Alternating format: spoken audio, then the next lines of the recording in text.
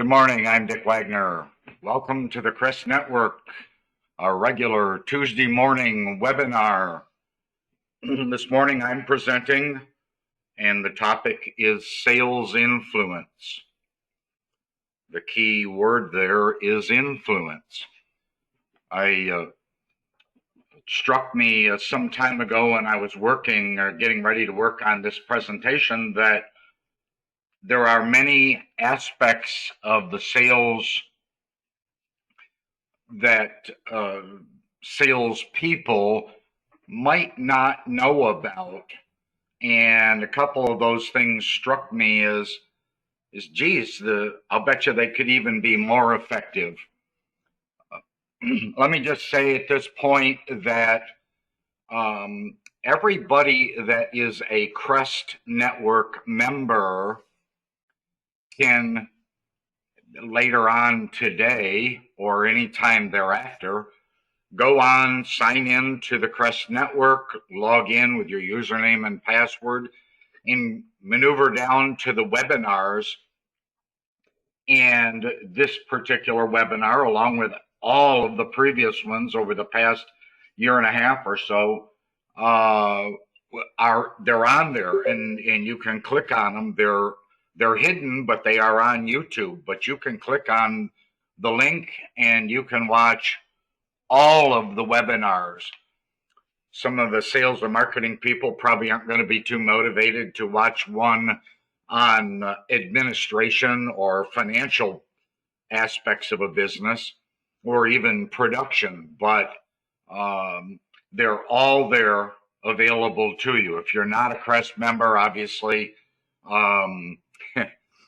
call me. We'll get you set up.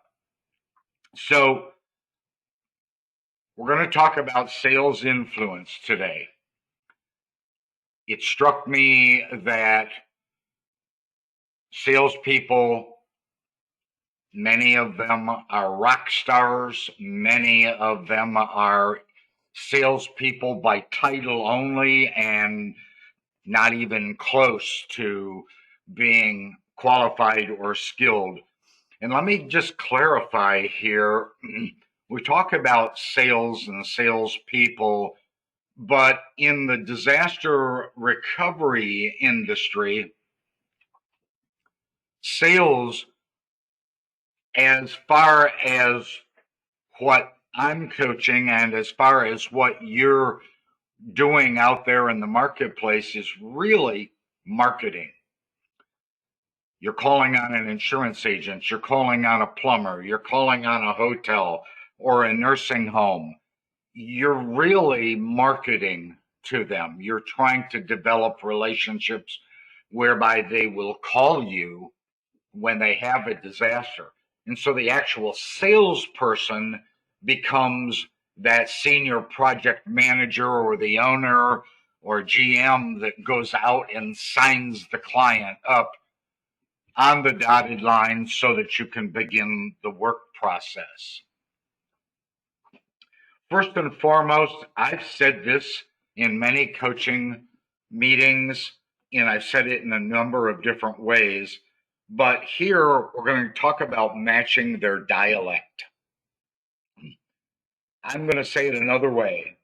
Match their lingo, match their language. Speak the way they speak in the terminologies that are meaningful to their particular industry. I was recently, in the last week, talking with a marketer about utilizing an elevator speech. And I guess it was 3 weeks ago, actually. And the elevator speech included the term, when they were calling on insurance agents, included the term policyholder. Now, that might not seem like a really big deal, but to an insurance agent, that is their dialect. That is their lingo. That's their language. They get it, they understand it, and when you use the term policyholder, they immediately feel that you're speaking their language, they immediately feel that you're an insider, that you are knowledgeable about their particular industry, in this particular case, insurance. And that elevates your credibility. And that's extremely important. You've heard me say this many times. There are actually other videos on the Crest Network about matching their dialect, about speaking their language. And if you don't speak their language, you have very little credibility. If you're calling on a plumber, use plumber terms. Geez, for heaven's sakes, at least use pipe wrench or water pump pliers. Those are just about the simplest. Learn what water pump pliers are, understand what a pipe wrench is, and realize that a pipe wrench is not a monkey wrench. There's a big difference. And it's important that you know those if you're going to speak intelligently with a plumber. By speaking their language or their dialect, you're making them feel very special. They feel like you get them. They feel like you are credible and believable, and they are far more comfortable with you. And so, as a marketer, think on each visit of what you can do or say to make that prospect or client feel uniquely special.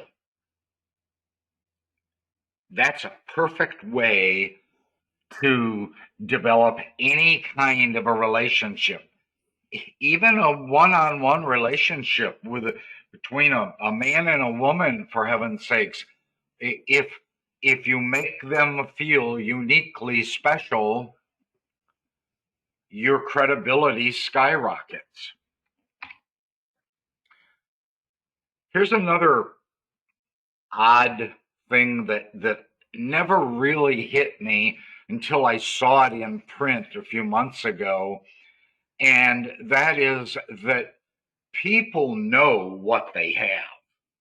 Each one of you watching this webinar, you know exactly what you have. You know what you have in physical possessions.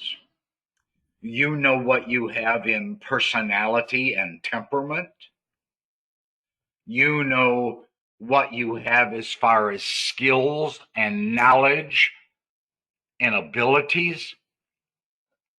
What's interesting is you want to bring to your prospects the things that they're missing. If you talk about the things that they have, okay, yeah, whatever, no big deal. But they do want to know what they're missing. None of us want to miss out on something. I'm currently logged in this morning to the RIA's virtual conference, which is minimized on my screen right now. And I'm also logged in for a virtual conference for the state of Florida was putting it on, but it's a national conference on child trafficking prevention. And I was listening this morning to one of the speakers who was Tim Tebow. And interestingly enough, he spoke about the very things that children are missing that brings them to being vulnerable to being taken away from their home and abused. So people want to know what they're missing, and they want to learn that. They want to hear about it. We don't like the fact that there's information out there that we might not know about.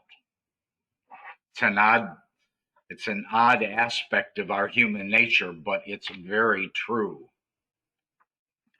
One of the things as marketers that you really need to know, it will elevate you really, really high in your interactions with your prospects.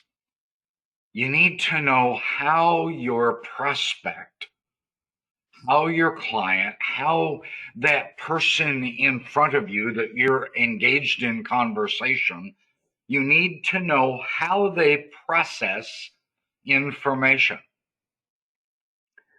They process information in three specific ways. Kind of like three different doors. You can open door one, door number two, or door number three with three different kinds of people behind those doors. And each one will process, receive the information that you're sharing with them in three totally different ways. Let's go through those three ways. And as we talk about them, I'd like you to think of how you process information.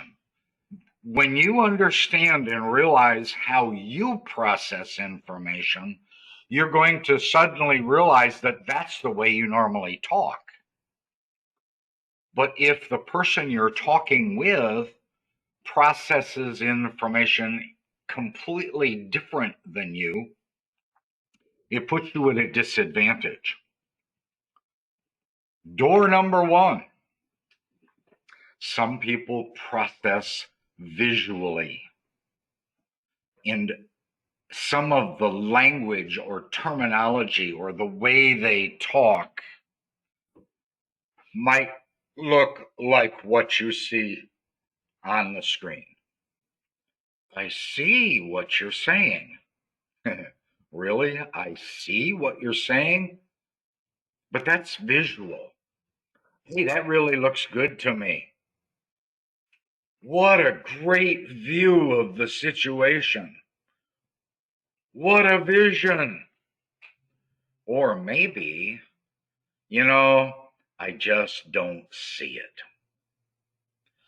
Each one of those, and lots of other ones like it, are from people that process things visually. If you know that your prospect, the person you're in front of, is talking with, a wife, a husband, a boyfriend, a girlfriend, if you know that they process things visually, then engage them in conversation that is visual. They will respond in a far more positive manner. If someone says to you, geez, I just don't see it, that means they're processing visually, and you didn't paint the right visual. You didn't paint a good enough picture for them so that they could envision it in their head. Door number two. This word is auditory.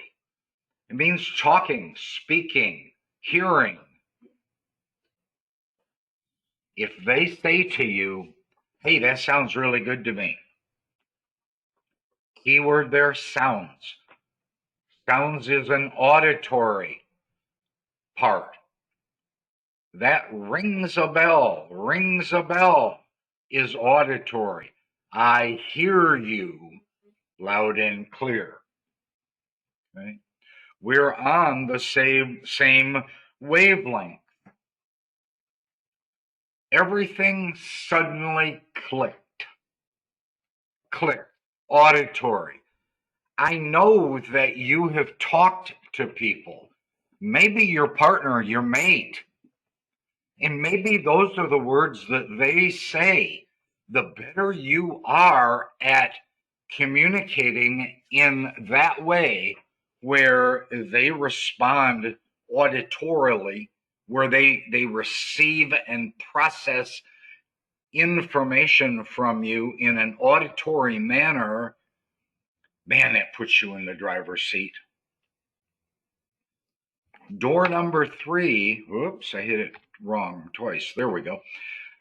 Is kinesthetic. Tough word to say. You got to roll your S funny, but kinesthetic is about touch. It's about feel. Drove home the point. You can picture that. Yep, I drove home the point. You've heard somebody say, hey, get a grip. They're talking to you in a kinesthetic manner.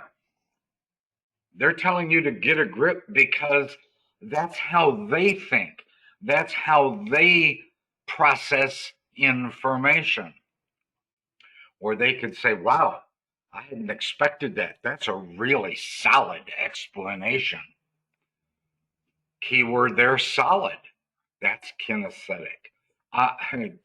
The famous phrase in our presidential history of recent past is, I feel your pain.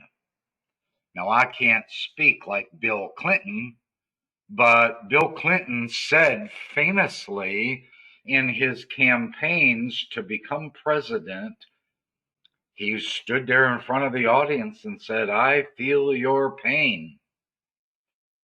Well, obviously, it resonated with enough people that he was elected. That's kinesthetic. Somebody might say, I can grasp that. Or even a little more graphic, I'm up against the wall here. Kind of like I'm boxed in a corner. Those are expressions of touch and feel. And there are people in the world, your prospects, your clients, that absolutely respond to a kinesthetic reaction or response or engagement. They think like that and they want to hear you talk to them like that. Ideally, the goal is for you to match their certainty pattern. A buyer needs to know that they're making the safest decision, regardless of what it is. That decision could be, I'm going to use your company for my equipment rental. I'm going to use your company to dry my building. I'm going to use your company to help implement a pre-disaster program. I'm going to use your company to refer all of my policyholders that have a disaster. That insurance agent in this case wants to be sure that they're making the absolute safest decision for their personal involvement and for their company involvement. If you're selling a commercial pre-disaster program, as an example, and you're presenting this to a general manager, their certainty pattern, what's running through their head is, okay, this seems like a really good idea, but I want to be certain, I want to be positive that this is the safest decision to move forward with this, because I don't want to screw up my job, or I don't want to cost my employer money and make a big mistake. So people operate from a position of certainty. They have to be certain that the decision they make will be good for them and good for their employer or the company that they're working for. Another key aspect of sales influence is people are convinced over a period of time. Now, that period of time can be very, very short. There are people, we've all met them. In fact, we've all had fun with this. We've met people that are just so amazingly gullible that they're easily convinced. I mean, like in a moment, there are those people where you could say, "Hey, I talked to President Trump yesterday evening. He called me." And there are people that will believe that, whether it's true or not. They're convinced over a very short period of time. But some buyers require a certain number of exposures. We've talked about this in a different way. We've talked about personal branding and the concept of familiarity.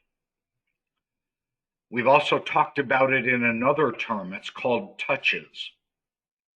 There is a certain group of people, many of whom you market to, that need to be touched. And no, I'm not talking about reaching out with your hand and touching them.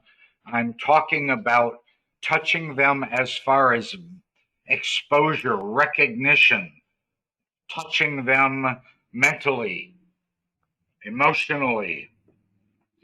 The ways that you touch people, ways that you increase that number of exposures that it takes for people to be convinced is through text messaging, emails like email newsletters or personal one-on-one emails.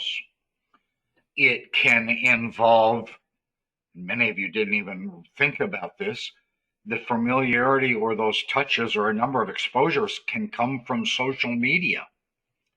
Every time you wish somebody a happy birthday on Facebook or on LinkedIn, that's a touch, that's an exposure to your name and or your company's name. Face-to-face interactions by seeing each other in their office or seeing each other at conferences or being exposed and touching them figuratively at a networking meeting is all touches or exposure. And some people immediately embrace, some people need to have a certain number of exposures, 2 or 3 or 5 or 10. There are actual, you can go and Google this, but there are some websites that talk, they're written by self-proclaimed experts on how much familiarity is needed for someone to remember you. And some of those articles say that it's 20 to 100 times that there needs to be an exposure to get the level of familiarity that you want, because you're trying to achieve top of mind for them. You want to be in their mind, you want to be at the top. The instant they think of something that you can help them with, you want your name to be triggered in their head. Some buyers require a long period of time. We hire a new marketer, and that new marketer, they're gung-ho, they're excited, they've been great at building relationships with a previous industry, and they come on board, and after 2 or 3 months, they're like, holy cow, I never realized this industry's tough. No, not really. If you get good at speaking their language, talking, using their particular way that they interact, auditorily or kinesthetically or visually, if you engage them that way, you will shorten that period of time that it takes for generating familiarity. Some people just need a never-ending, steady, consistent diet of exposure to you in order to keep it in their head. It could be people that happen to have so much on their mind. They are so focused on so many different things that they just need to be constantly barraged. And for that reason, you should be visiting your A clients face to face every month if you can. Your B clients and prospects, maybe every 2 to 3 months. And your C clients, the C stands for crap, those probably every 6 to 12 months, maybe. They need a steady diet. But don't forget, and one of the folks that's watching this webinar has done a masterful job on social media building locations where specific types of her clients can go on, be a part of that particular group, and that way they are getting a constant diet of information about this marketer's company and this marketer. So then the question becomes, when should you follow up? I just had a conference call yesterday with a marketer who was telling me all about this interaction that they had with an insurance agent who happened to be an insurance agent that mostly wrote commercial insurance policies, business policies. And this agent embraced her completely and totally, said, I love what you explained or how you explained what you guys do.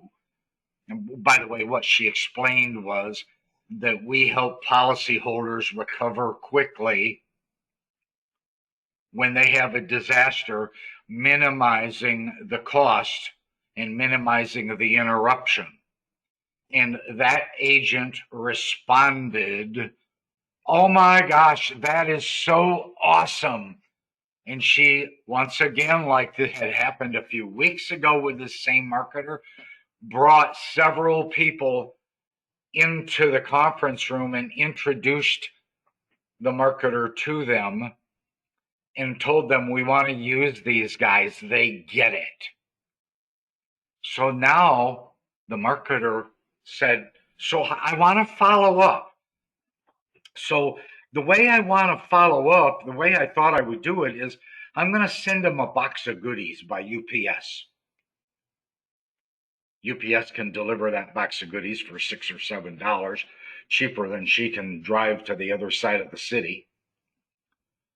So she said, is that a good follow-up? And I said, so you just sent them, or you're sending them a box of goodies. What did you say in a handwritten note inside? Or what are you going to say in the email follow-up to this insurance agent? And she's, I didn't put any handwritten note in. I didn't send her. I wasn't going to send an email. I didn't want to be too pushy. Oh my God. And so I said, did you ask for the next steps in the process? Said, well, the lady told me that she'd like to have me in and do a presentation to all of the insurance agents. I said, great. Did you ask for a specific day and time? And her answer was, no, I didn't ask. So, as it says on the screen, no ask, no sale. No ask, no referrals. You have to ask.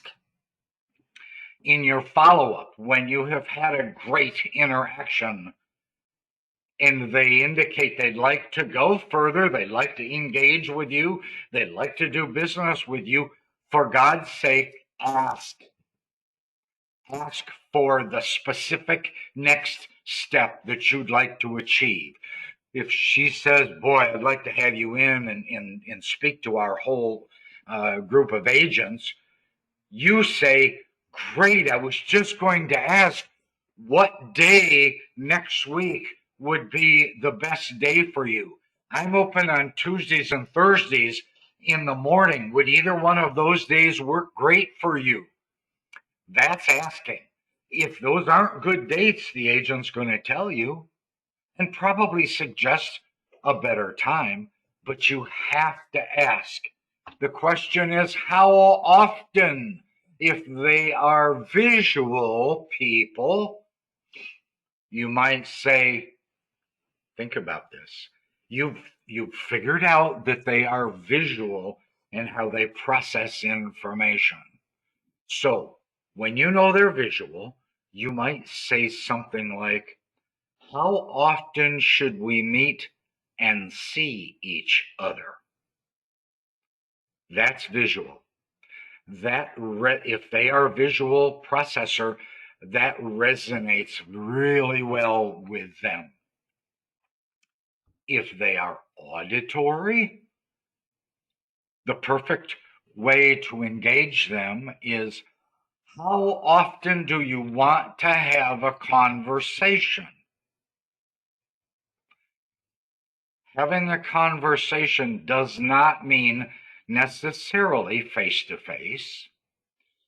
It could even be a text or an email, but certainly a phone call. So when you ask an auditory person, how often do you want to have a conversation? It clicks with them. It resonates. They immediately understand exactly what you're asking, and they will respond with what is appropriate and ideal for them. And then, as it relates to kinesthetic, you're not going to say, hey, how many times would you like me to come in and touch you? Okay, that's just a little creepy. But you might say, how many times do you want me to stop and visit? And you might even take that a little step further. You might say, normally we only visit once a month. Would you prefer that I visited more often? Are you okay with me stopping every other week? Or is once a month for me to stop and visit, is that good with you? They're going to tell you. If they're a real A platinum client and they're sending you work every week, you probably want to stop and visit or engage with them via text or email or have a phone call with them more often than monthly, probably every other week. And if they're sending you jobs every week, you're probably going to communicate back with them every week as well.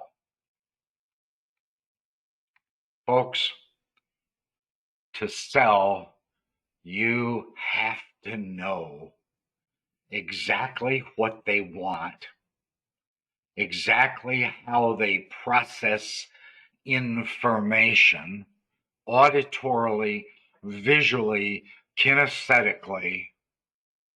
You need to start realizing that people, some people respond and embrace you on your first visit. Some people you have to visit and visit and visit and interact and touch them and have communications and engagement with them on social media sites.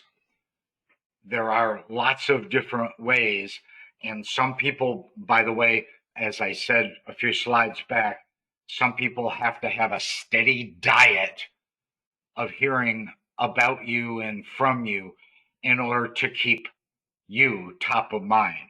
You need to know what their dialect is, how they operate, how they think, how they embrace your communication, and be aware. Remember, with social media, we have a wonderful platform with LinkedIn and Pinterest and Twitter and your YouTube videos and, geez, I hate to say it, Snapchat and Instagram, lots of different ways to touch them, to engage with them, to elevate familiarity so you rise to the top of mind for them. I hope this has been helpful to you. I hope you watch it 50 more times. I'm Dick Wagner. Thanks so much for watching. Thanks for being a part of the Crest Network.